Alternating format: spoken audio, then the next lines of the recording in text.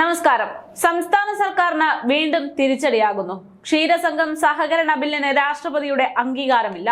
മിൽമ ഭരണം പിടിച്ചെടുക്കാൻ ലക്ഷ്യമിട്ട് സംസ്ഥാന സർക്കാർ കൊണ്ടുവന്നിരിക്കുന്ന ക്ഷീരസംഘം സഹകരണ ബില്ല് രാഷ്ട്രപതി തള്ളിയിരിക്കുന്നു. ഗവർണർ രാഷ്ട്രപതിക്ക് അയച്ച 7 ബില്ലുകളിൽ 4ാമത്തെ ബില്ലാണ് ഇത്. അതാണ് ഇപ്പോൾ രാഷ്ട്രപതി തള്ളിയിരിക്കുന്നത്. ഇതോടെ മിൽമയുടെ ഭരണം പിടിക്കാനാകുമെന്ന സർക്കാരിന്റെ പ്രതീക്ഷകൾ അസ്തമിക്കുകയാണ്. ക്ഷീരസംഘം അഡ്മിനിസ്ട്രേറ്റർക്ക് ഭരണസമിതി തെരഞ്ഞെടുപ്പിൽ വോട്ട് ചെയ്യാൻ അധികാരം നൽകുന്നതായിരുന്നു ബില്ല്. അഡ്മിനിസ്ട്രേറ്റീവ് കമ്മിറ്റി പ്രതിനിധികൾക്കും വോട്ട് ചെയ്യാൻ ബില്ല് അധികാരം നൽകിയിരുന്നു. ഇതിലൂടെ മിൽമയുടെ ഭരണം പിടിച്ചടക്കാം എന്നതായിരുന്നു സംസ്ഥാന സർക്കാരിന്റെ കണക്കുകൂട്ടൽ. ഇതാണിപ്പോൾ രാഷ്ട്രപതി ദ്രൗപദി മുർമുവിന്റെ ഇടപെടലിലൂടെ തിരിച്ചടിയായിരിക്കുന്നത്. സംസ്ഥാന നിയമസഭ പാസാക്കി ഗവർണർ രാഷ്ട്രപതിക്ക് അയച്ച 7 ബില്ലുകളിൽ ഇതുവരെ 1 മാത്രമാണ് ഇതോടുകൂടി രാഷ്ട്രപതി അംഗീകാരം നൽകിയിരിക്കുന്നത്. ലോകായുക്ത ബില്ലിൽ മാത്രമാണ് രാഷ്ട്രപതി ഒപ്പിട്ടിരിക്കുന്നത്.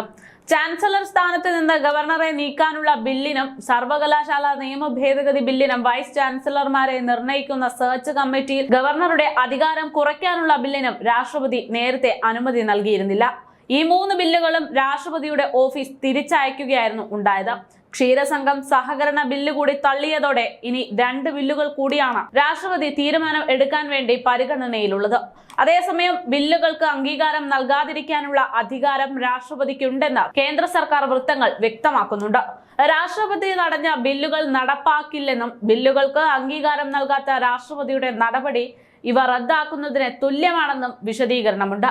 ലോകായുക്ത ബില്ലിനൊപ്പം സർവകലാശാല നിയമ ഭേദഗതി ബില്ല് 2 ചാൻസലർ ബില്ല്, സഹകരണ നിയമ ഭേദഗതി bill, search committee expansion bill, സഹകരണ ബില്ല്, മിൽമ ബില്ല് എന്നിവയായിരുന്നു രാഷ്ട്രപതിയുടെ പരിഗണനയ്ക്ക് വേണ്ടി ഗവർണർ അയച്ചത്.